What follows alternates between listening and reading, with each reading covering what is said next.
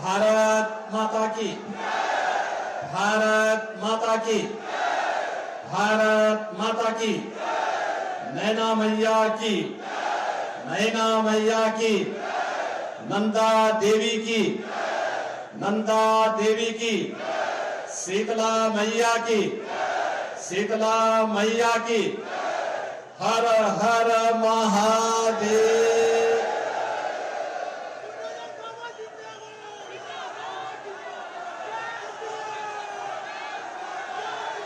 उत्तराखंड के लोकप्रिय मुख्यमंत्री माननीय पुष्कर सिंह धामी जी, केंद्रीय मंत्री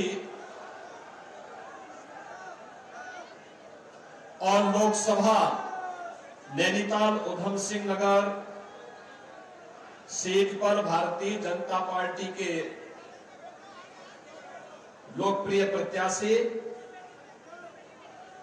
माननीय श्री अजय भट्ट जी,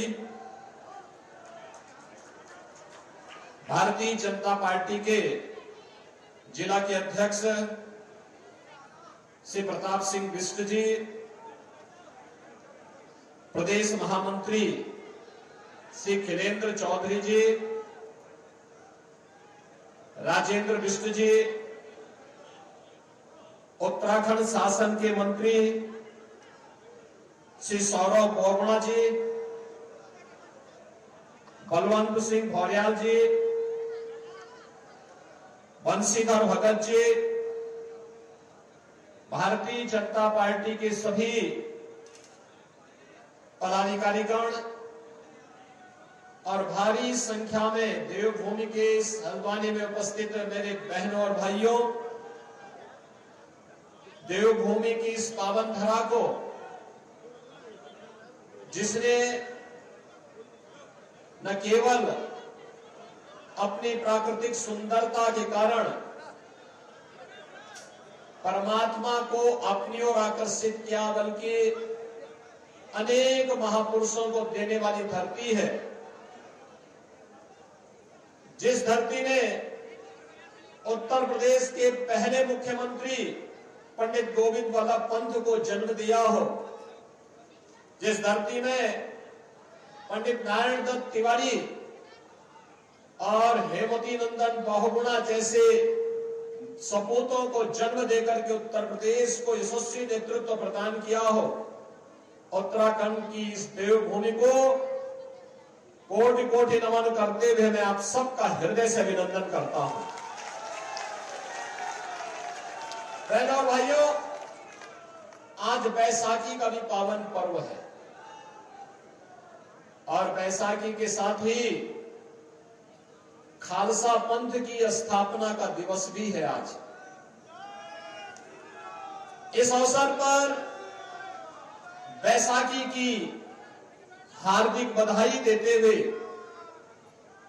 मैं सभी सिख बंधुओं को भी खालसा पंथ की स्थापना दिवस पर हृदय से उनका अभिनंदन करता हूं। आप याद करिए कि गुरु गोविंद सिंह जी महाराज ने 1699 में जब हिंदू धर्म की रक्षा के लिए खालसा पंथ की स्थापना की थी, उस समय उन्होंने उद्घोष किया था कि सकल जगत में खालसा पंथ गाजे, जगे धर्म हिंदू सकल भंड भाजे। बहनों भाइयों, चार पुत्र उनके देश और धर्म की रक्षा करने के लिए बलिदान हो गए, लेकिन उन्होंने उफ नहीं किया। जब गुरु गोविंद सिंह जी महाराज से पूछा गया कि आपके 4 पुत्र और माता गुजरी, ये सब बलिदान हो गए, तो उन्होंने एक ही बात कही थी। उन्होंने कहा था कि 4 हुए तो क्या हुआ, जीवित कई हजार, और इस देश और धर्म के लिए जिनका पूरा जीवन समर्पित हो, ऐसे गुरु गोविंद सिंह जी महाराज की इस पवित्र परंपरा को नमन करते हुए मैं उन्हें बैसाखी की हृदय से बधाई देता हूं। आज मेरा सौभाग्य है कि मुझे देवभूमि में आने का अवसर प्राप्त हुआ है।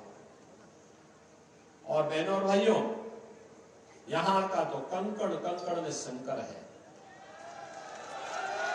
यहां का तो हर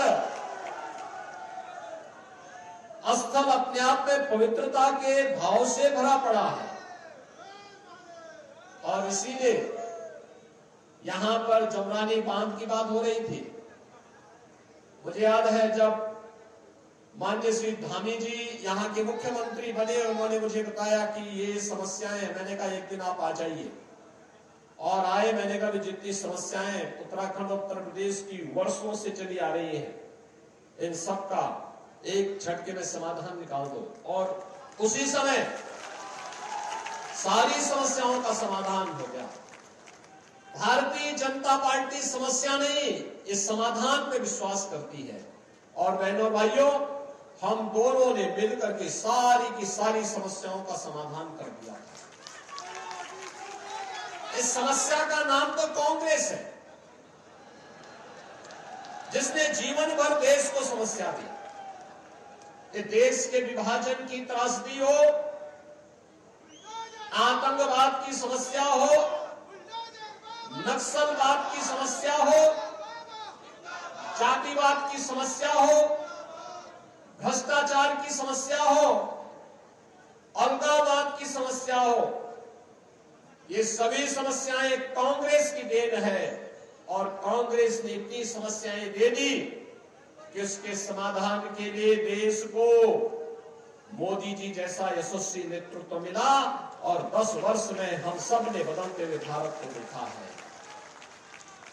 बहनों और भाइयों, ये बदलता हुआ भारत वैश्विक मंच पर 140 करोड़ भारतवासियों को सम्मान दे रहा है, सीमाओं की सुरक्षा कर रहा है। जब उत्तराखंड का नौजवान देश की सीमाओं की सुरक्षा करते हुए पूरे देश को आश्वस्त करता है कि निश्चिंत रहो, हम सीमा की सुरक्षा के रूप में प्रहरी के रूप में खड़े हैं, तो 140 करोड़ का भारत निश्चिंतता के साथ अपनी नींद को, रात की नींद को बड़ी चैन के साथ सोता है, क्योंकि उसे मालूम है कि हमारा बहादुर जवान देश की सीमाओं की रक्षा करते हुए खड़ा है। सरकार उसके पीछे खड़ी है। और आपका सौभाग्य है कि रक्षा मंत्री के रूप में इसी माटी के सपूत अजय भट्ट भी उन सैनिकों के प्रोत्साहन के लिए सीमावर्ती क्षेत्रों में निरंतर प्रवास करते हैं। बहनों और भाइयों, देश में इंफ्रास्ट्रक्चर का जो आज कार्य हो रहा है, अत्याधुनिक infrastructure, highway, railway, metro, rapid rail, AIIMS, IIT, IIM, one district one medical college. और उत्तराखंड के लिए तो मेरा तो बचपन ही उत्तराखंड में व्यतीत हुआ था। बहनों भाइयों, 100 में से 9 घर भी नहीं होते थे जहां पानी मिल पाता हो। 2-2, 3-3 किलोमीटर दूर जाकर के पानी लाना पड़ता था। कितनी परेशानी होती थी। और बहनों भाइयों, आज आप देखते होंगे हर घर नल की योजना। और मैं धन्यवाद दूंगा धामी जी कि आज 100 में से 900 घरों में पानी पहुंच गया है।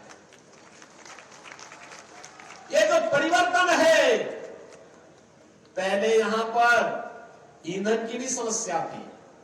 लकड़ी बीनने के लिए जंगल में जाना होता था, क्योंकि कांग्रेस केरोसिन भी नहीं दे पाती थी, यानी मिट्टी का तेल भी नहीं दे पाती थी। और अब तो उज्ज्वला योजना के कनेक्शन, जिनके पास नहीं थे फ्री में कनेक्शन, जितना रसोई गैस आपको चाहिए उतनी मिल रही है, कोई समस्या नहीं। समाधान का रास्ता ये निकाल दिया है मोदी जी ने। तो चाहे वह गरीब कल्याण का कार्य हो, चाहे वे विकास के कार्य हो, चाहे वह आस्था का सम्मान हो, और चाहे वह राष्ट्रीय सुरक्षा और संप्रभुता की बात हो, वैश्विक मंच पर सम्मान की बात हो। बहनों और भाइयों, आजादी के बाद देश का सबसे अच्छा जो स्वर्ण युग माना जाएगा वह मोदी जी के कार्यकाल के 10 वर्ष हैं। और इसलिए मोदी जी के 10 वर्ष के कार्यकाल में भारत ने जिन ऊंचाइयों को छुआ है उसमें और तेजी आनी है। उस तेजी के लिए मोदी जी को तीसरा कार्यकाल भी चाहिए, तीसरा कार्यकाल भी चाहिए। मैं पूछना चाहता हूं बहनों और भाइयों, क्या कश्मीर में धारा 370 कांग्रेस हटा पाती? क्या हटा पाती? ये तो इन्होंने ही दी थी। ये समस्या, ये आतंकवाद का जो जहर है तो धारा 370 से देश के धमनियों में घुल रहा था, ये देन कांग्रेस की है। ये किसी और ने नहीं दी, ये कांग्रेस ने दी ये बीमारी। मोदी जी ने बीमारी को हमेशा के लिए समाप्त कर दिया। एक देश में 2 प्रधान 2 विधान 2 निशान नहीं चलेंगे, नहीं चलेगा जो आह्वान है उस बात पूरा किया है मोदी जी के नेतृत्व में भारतीय जनता पार्टी ने। बहनों भाइयों, 3 तलाक की कुप्रथा को समाप्त क्या कांग्रेस कर पाती? कांग्रेस को तो पीड़ा हो रही है कि उत्तराखंड ने समान नागरिक कानून क्यों पास कर दिया, यानी कांग्रेस को पीड़ा हो रही है, जबकि स्वागत किया जाना चाहिए। ये विवाह हो, वरासत हो, नागरिकता का हो, एक समान कानून हर नागरिक के लिए तैयार होना ही चाहिए। और यह कार्य उत्तराखंड सरकार ने किया है। मैं धामी जी को और उनकी पूरी कैबिनेट को हृदय से बधाई देता हूं। उत्तराखंड में बहुत पहले काम हो जाना चाहिए था, लेकिन कार्य करने के लिए हिम्मत चाहिए। बहनों और भाइयों, देश की आस्था को सम्मान क्या कांग्रेस दे पाती? नहीं दे पाती। अयोध्या को तो इन्होंने विवादित किया था, अयोध्या को विवाद इन्होंने ही खड़ा किया था। और बहनों भाइयों, ये लोग चाहते ही नहीं थे कि अयोध्या की समस्या का समाधान हो। कांग्रेस हमेशा उस विवाद को टालती थी। और एक समय तो ऐसा भी आया था जब कांग्रेस नेतृत्व की सरकार थी, इन्होंने सुप्रीम कोर्ट में एक एफिडेविट दिया था और कहा था कि राम और कृष्ण तो हुए ही नहीं। इससे बड़ी गाली सनातन हिंदू धर्मावलंबियों को दूसरी नहीं हो सकती कि उनके देवी देवताओं को ये कहा जा रहा हो कि ये हुए ही नहीं। बहनों और भाइयों, हमने न केवल राम और कृष्ण के अस्तित्व को स्वीकार किया, बल्कि उन्हें अपनी विरासत से जोड़ करके आज अयोध्या में भगवान राम के भव्य मंदिर के निर्माण का कार्य भी संपन्न किया है। आज आप देखें ना, अयोध्या ऐसे लगता है अयोध्या में आकर के जैसे त्रेता युग साक्षात अयोध्या धाम में आ गया हो, प्रभु राम के समय का समय फिर से जीवित हो गया हो। अयोध्या में मथुरा, वृंदावन, बरसाना, गोकुल, गोवर्धन, इन सभी तीर्थों को हम लोगों ने उसी रूप में सजाने संवारने का काम किया है।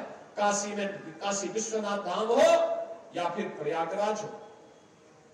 बहनों और भाइयों, ऐसे ही उत्तराखंड में केदारनाथ धाम हो या बद्रीनाथ धाम, पूरी सुंदरता के साथ उनका सौंदर्यीकरण के कार्यक्रम को वर्तमान में भारतीय जनता पार्टी सरकार उन्हें एक नई पहचान के साथ देश और दुनिया के सामने प्रस्तुत कर रही है। 4 धाम की यात्रा की सफलता अपने आप में एक अद्भुत कहानी कहती है। ये भारतीय जनता पार्टी सरकार की देन।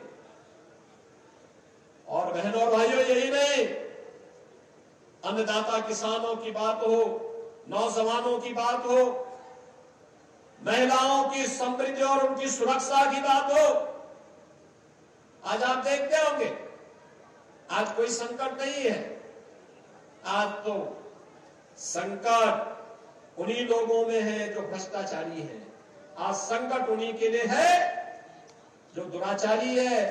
बेटी और व्यापारी की सुरक्षा के लिए जो खतरा था, संकट उसके लिए है। अब आप देखते होंगे, हम लोगों ने तो एक ही बात कही है यूपी में, भाई देखो, अगर कोई बेटी और व्यापारी की सुरक्षा के लिए खतरा बनेगा तो 2 ही जगह होगी, या तो जेल होगा या जहन्नुम होगा, तीसरी जगह नहीं मिलने वाली। तय कर लो कहां जाना है।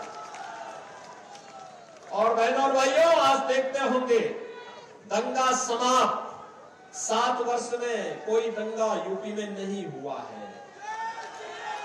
कर्फ्यू नहीं, कोई कर्फ्यू नहीं, कोई कर्फ्यू नहीं। अब तो कावड़ यात्रा धूम धड़ाके के साथ निकलती है वहां पर, हर हर बम बम के साथ।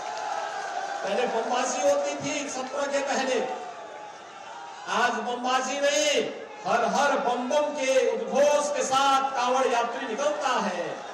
और जब निकल पड़ता है तो एक अद्भुत नजारा देखते हुए बनता है। बहनों और भाइयों, इससे अच्छा हम सुरक्षा भी दे रहे हैं, समृद्धि भी बढ़ा रहे हैं, नौजवानों की आजीविका का भी सम्मान किया जा रहा है और देश की आस्था को भी सम्मान दे करके विरासत को आगे बढ़ाने का कार्य हो रहा है। और ये सभी कार्य अगर कोई कर रहा है तो भारतीय जनता पार्टी कर रही है। मोदी जी के नेतृत्व में सभी कार्य देश के अंदर हो रहे हैं और इसीलिए आज हम सब आपके बीच आए हैं। उत्तराखंड प्रधानमंत्री मोदी जी की सर्वोच्च प्राथमिकता में रहा है। बहनों और भाइयों, उत्तर प्रदेश और उत्तराखंड का जो संबंध है उसको कोई अलग नहीं कर सकता। उत्तराखंड से जब नदियों का पानी आता है, उत्तर प्रदेश को उत्तम प्रदेश बनाने में सहायक होता है। बहनों और भाइयों, ये एक दूसरे से पूरी तरह रसे बसे हैं और इसलिए कभी कभी लोगों को एक गफलत होती है कि उत्तर प्रदेश में लोगों को एक गलत फहमी, कुछ लोगों को, कुछ माफिया और अपराधियों को होती है कि यहां अपराध करके हम उत्तराखंड भाग जाएंगे। मैं कहता हूं तुम उसको उस लायक ही में छोड़ूंगा नहीं कि तुम उस पार जा पाओगे, उस लायक छोड़ूंगा ही नहीं कि देवभूमि को पवित्र कर सको। और इसलिए बहनों और भाइयों, हम लोग आए हैं, विकास और समृद्धि की नई ऊंचाइयों तक पहुंचाना है। इसके लिए मोदी जी को तीसरा कार्यकाल आवश्यक है, तीसरा कार्यकाल। और यहां पे तो देखिए, धामी जी के नेतृत्व में उत्तराखंड में विकास हो रहा है। और बहनों और भाइयों, ऐसे ही अजय भट्ट जी ने केंद्र में रक्षा राज्य मंत्री के रूप में, पर्यटन विभाग के मंत्री के रूप में विकास की ढेर सारी योजनाएं उत्तराखंड को दी हैं, नैनीताल और उधमपुर को दी हैं। पूरी अच्छे ढंग से आगे बढ़ाने के लिए उन्होंने कार्य किया और आज उसी का परिणाम है। वे यूपी में भी रुचि लेते हैं। यूपी में हमारा डिफेंस कॉरिडोर बन रहा है, 6 रोड बन रहे हैं और उन 6 के 6 रोड में भी उनका पूरा सहयोग मिलता है उत्तर प्रदेश के अंदर भी, जिससे रक्षा उत्पादन के लिए आत्मनिर्भर बन सके भारत। प्रधानमंत्री मोदी जी के नेतृत्व में आज भारत विकास की जिन नई बुलंदियों को छूने के लिए आगे बढ़ा है। पहला होता था कि हमें रक्षा आपूर्ति के लिए दुनिया पर निर्भर रहना पड़ता था और आज बहनों और भाइयों, रक्षा आपूर्ति न केवल भारत के अंदर भारत की इकाइयां कर रही है, बल्कि दुनिया के तमाम देशों को भी अब हम यहां से निर्यात करने की स्थिति में निर्यात कर रहे हैं। दुनिया आज हमारी तरफ देख रही है।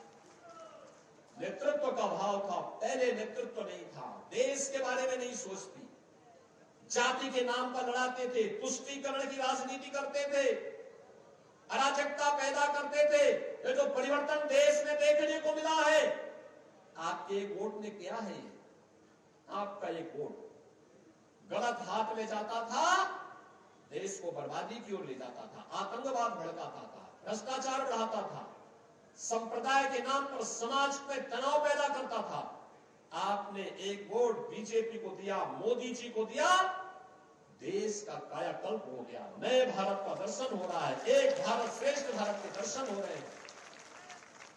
ग्लोबल पावर के रूप में बढ़ते हुए भारत को हम सब देख रहे हैं और हमारी पीढ़ी तो सौभाग्यशाली है, हम ये सब कार्य देख रहे हैं। और इसीलिए आज मुझे हल्द्वानी में आपके बीच में आने का आपने अवसर दिया। मैं जानता हूं कि उत्तराखंड तो, हमारा उत्तराखंड तो राष्ट्रवाद के साथ होगा, राष्ट्र धर्म के साथ होगा। जहां भारत की जनता के हित में जो होगा उत्तराखंड में ही होगा। और मुझे कोई संदेह नहीं कि आप सब कमल चुनाव चिन्ह के साथ मोदी जी को तीसरी बार कार्यकाल देने के लिए प्रतिबद्ध हो चुके हैं, फिर संकल्पित हैं। लेकिन एक दायित्व का निर्वहन करने की दृष्टि से आज मुझे आपके बीच में आने का अवसर प्राप्त हुआ है और मैं आपसे अपील करने के लिए आया हूं। बहनों और भाइयों, मोदी जी का तीसरा कार्यकाल, पहले 3 वर्ष में भारत को दुनिया की तीसरी बड़ी अर्थव्यवस्था के रूप में स्थापित करने के लिए बड़ा महत्वपूर्ण होगा।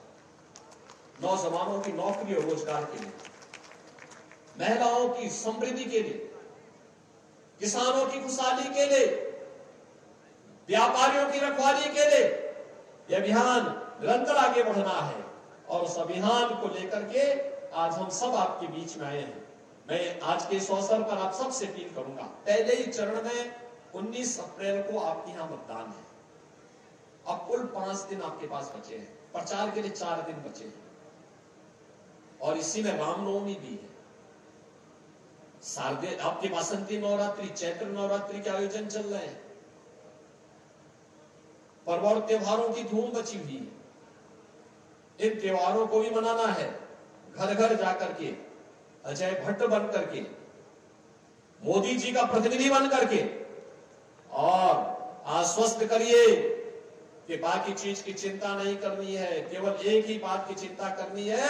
19 अप्रैल को चाहे मौसम कैसा भी हो, एक एक वोट भट्ट जी के चुनाव चिन्ह, कमल चुनाव चिन्ह पर जाना ही है। बस एक एक व्यक्ति को अगर आप तैयार कर लेंगे, भारी बहुमत से विजयी बना करके उत्तराखंड की 5 सीटों पर 5 कमल अगर मोदी जी के गले में हार डाल करके उत्तराखंड दे देगा तो देश तो तैयार बैठा है। पूरा देश, उत्तर दक्षिण पूरा पश्चिम एक ही आवाज है कि फिर एक बार, अब की बार 400 पार के लक्ष्य के साथ पूरा देश तैयार बैठा है।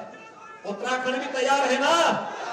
सभी लोग तैयार हैं तो मेरे साथ बोलेंगे, भारत माता की, भारत माता की जय श्री राम, जय जय श्री राम।